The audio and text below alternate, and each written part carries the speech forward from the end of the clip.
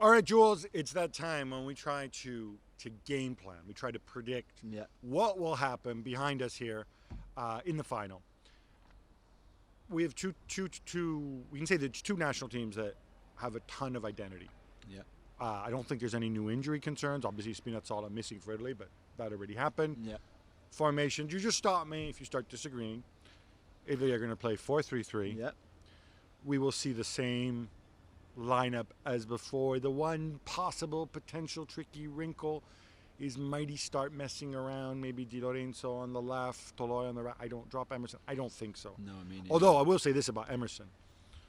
You wanted to see any kind of evidence. Look, I said it before, Spain deserved to win. Emerson on those the one counterattack where he finds himself like at the edge of the box, and he has no idea what to do because the ball's in the exactly the same. Oh my God. Exactly. That wouldn't happen with Spina. No, but it must be hard for him to come in and after one Spinazzola has done so well, best left back in the tournament, so you know what people, the level that the guy before you was, and then you know you're currently at this level, so you have to raise your game massively, and you know you might not be able to do it anyway. So I think I can see why he must have been a bit apprehensive before, and in the end, he didn't do too badly in the end. No, he was fine, and look, it doesn't matter because Italy won. And by the way, we didn't give a shout out to Donnarumma before. I thought he was exceptional in that game. The same way he made some big saves in the previous matches as well.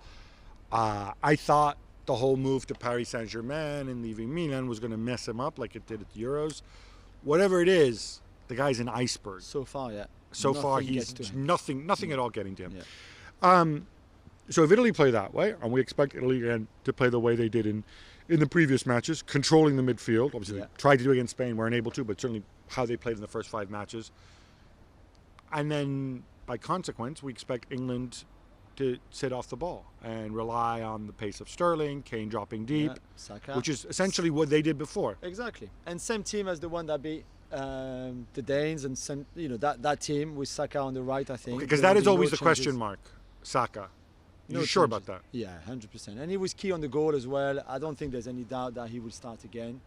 And then you can always make all the substitutions that you want after 25 minutes, half an hour, take people in, back out. So he's not going to make a substitution in the first half. So don't say after 25 minutes. I'm not sure with him anymore, but certainly I think it'll be the same. And in a way, it's two identities that are very different, that almost complement each other, because I think if you want to go at Italy, you have to go and press them. We saw Austria doing them, and of course they've got very, very intense presser of the ball, Sapitzer and Leiner and Schlager and all of that, which maybe is not the case for England. They have Mason Mount. Mason Mount is going to have to do, if you are going to play that way, he's going to have to do a lot of running and a lot of pressing off the ball. I think if you let Italy have the control of that game and have a lot of the ball, I think you're exposing yourself to trouble if you're England. So why would you go and chase them, go and force them to play long like they had to do against Spain, because that's usually very counterproductive for this Italian team. What I wonder about that is if you're going to go and press like that, it's slightly more difficult to do because Declan Rice is going to sit in front of the back four. He's not going to go and press anybody, right? He's going to sit Phillips and be an and extra Mount shield. can do, Sterling can do, Saka can do. That means Phillips just has to do a different job. When you go and press, there's always the risk that they will play through you. And I just wonder, because England have done almost no pressing in this game, a little bit in the Scotland game, it didn't work out great. Croatia for the first 15 minutes. And the first 15 minutes against Croatia, when I was like, when I saw that, I was like, oh my God, it's going to be so much fun to watch. They can do it. They do it intermittently. It was an interesting point from our colleague James Ollie, which I can see where he's coming from. He's talking about Harry Kane dropping off and, Saka and Sterling coming in from the wings. He's like, oh, it's like watching Spurs play. Which I thought. Yeah, which it is. But the thing is, for Kane to be at his best, he needs those runners. The problem is, for the first 4 games, really, even the Germany game, when he was dropping off, there was no runners. The other problem that it raises for me, Gab, is that what do you do with Mason Mount, though? Because every time Kane drops up, it's very often in the area where Mason Mount is. And yesterday, Mason Mount doesn't have a good game. No. And I wonder if it's because he's not sure exactly where to be and where to go in relation to the Kane's movements. You go, I suppose the answer would be Kane drops off, you put Mount on Jorginho and Kane on Verratti. That would be the way you do it if you are going to go for that kind of all-out press. And then, even if you win the ball back, Sterling and Saka will give you that pace to go behind. Just want to end this segment, and we will get more into this, more granular on the Gab Juls show. From England, right? We've both lived here a long, long time. This is only the second time that England reach a final of a major tournament. Both times it was England at home. I mean, Croatia have reached as many European finals as England have, and or World Cup finals, right? They've reached as many World Cup finals as England have, and they've only been an independent nation for 25 years. Yeah. This football coming home. How are you living this? Does it? We're not put off. I can tell you how I'm not put off by it. I think it's a bit funny. I think they're kind of setting themselves up for failure. I think that there's this collective psychodrama over it. It doesn't bother me, but some people are bothered by it. Yeah, some people don't like the song. It's coming home. Don't like the whole attitude. I don't care. Only Ethiopia and Israel have had to wait longer than England to go back to a major final. This is Ethiopia and Israel. Right, I think this is the competition, yeah? Exactly. This tells you for how long they've had to wait. And when you think it's only their first one ever at Euros, you're just like, wow, really, for such a big footballing country. So it was about time, I guess. So let them enjoy it. Let's see what happens on Sunday. But you can't blame people for being happy that the national team is doing well. Whether you agree with the way they play, with the manager's decisions or whatever, this is a team that is uniting this country at a time where they really need to be united. So it's good for them. And that's a message which Southgate has emphasized as well. Southgate's not been afraid to go out of his football box a little bit. And I think not everybody like that. Personally, I do. Yeah. All right, Jules, one thing that I think we've seen in this tournament is the importance and the impact of the 5 substitutions. Not everybody liked it when it was introduced or whatever. I think it was necessary because of COVID. It does give managers so much more latitude to change things around. But one thing that struck me was looking at England, and I didn't realize this, but it happened before against Germany, I think, as well. Dominic Calvert-Lewin isn't in the matchday squad. Tweet. Yeah, you were not happy. Well, I don't know. I'm not happy. I just think it's such an odd decision. For somebody like Southgate, who, we talk about attention to detail and everything, plan B, we defended him before because, look, he puts on Trippier because Trippier's a better penalty taker than Grealish, or he thinks he is or whatever. Fine.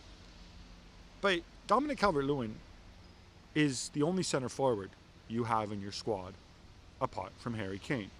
If at some point something goes wrong, knock on wood, Harry Kane does get injured occasionally. I'm with you. He might get sent off, whatever. What happens? Who plays center forward? Whatsoever. I heard arguments. I didn't get it either. I didn't notice until I saw your message.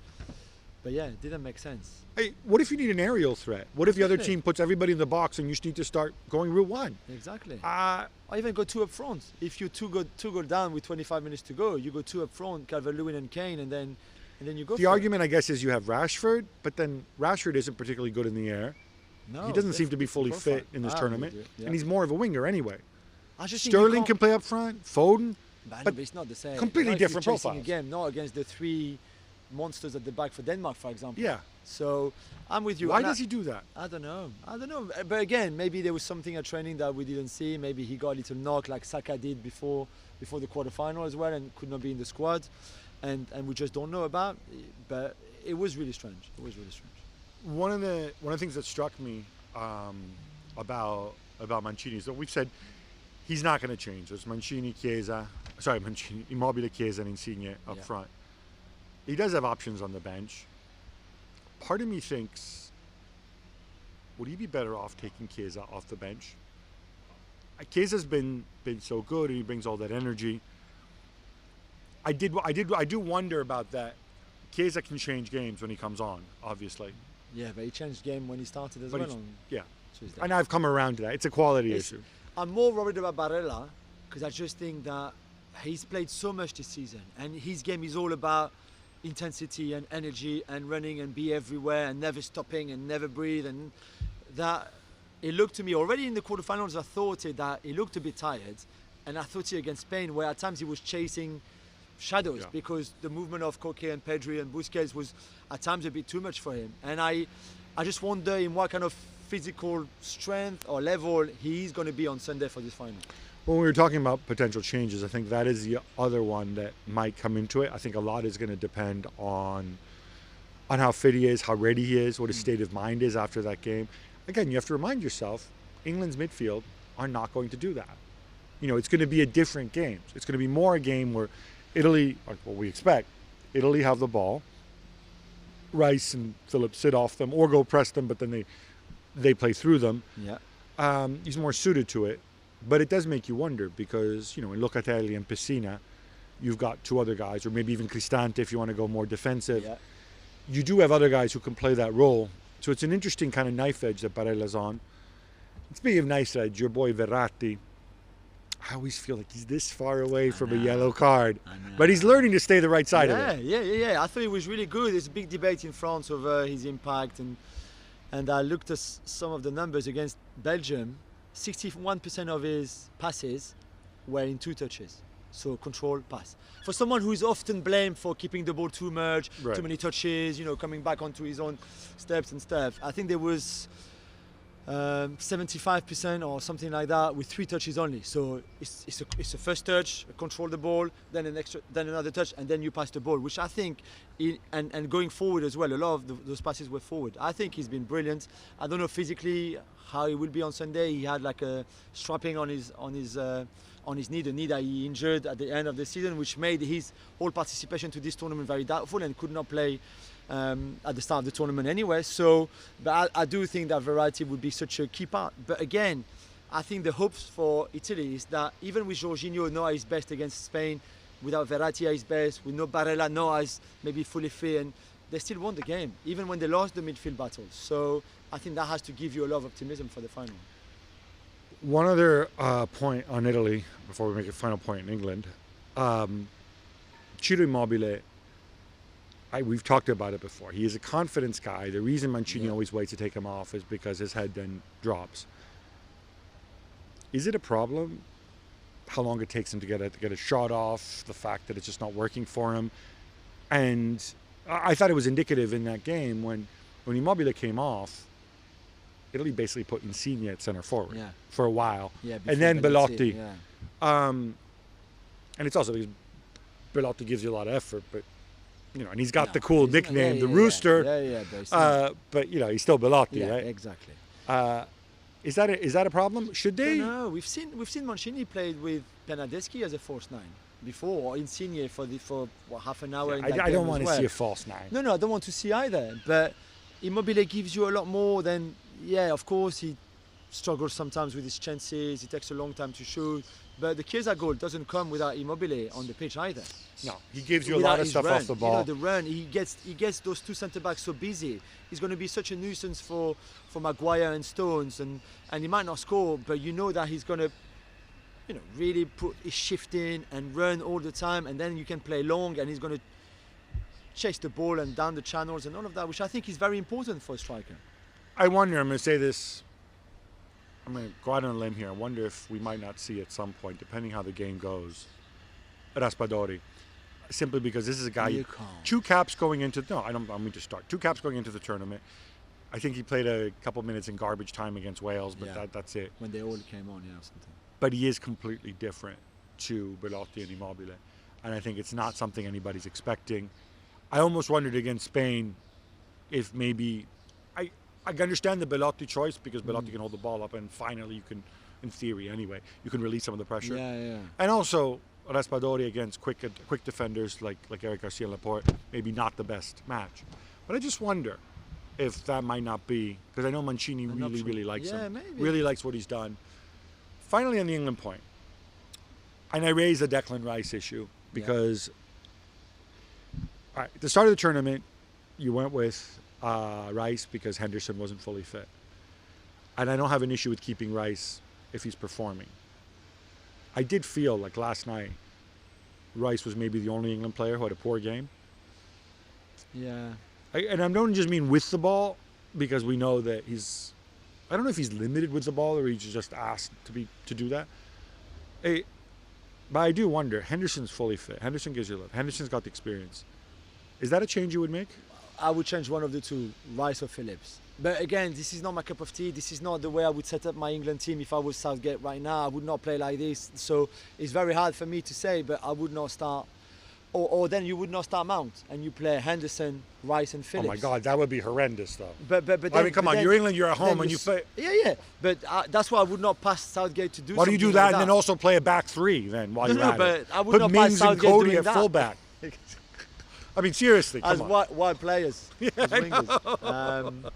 Yeah, I don't know. I don't know. I think he would keep exactly the same team. I don't think he would change anything. And talking about teams, just at the end, there's this new trend on TikTok. I don't know if you've seen it, where you film yourself. You've got the two starting lineups, and you point with your finger which one you would pick amongst the two, right? So we're not going to do that because this is a podcast, but you'll have to tell me who you would pick, okay, with the names that I give you. Okay. So Donnarumma or Pickford? Come on, Donnarumma. Okay. Walker or Di Lorenzo? They're actually very similar players. I'm going to go Walker. Okay. Would you go Shaw or Emerson? We can't go for Spinazzola. It has to be the team that plays. So Emerson or Shaw? Can I say neither?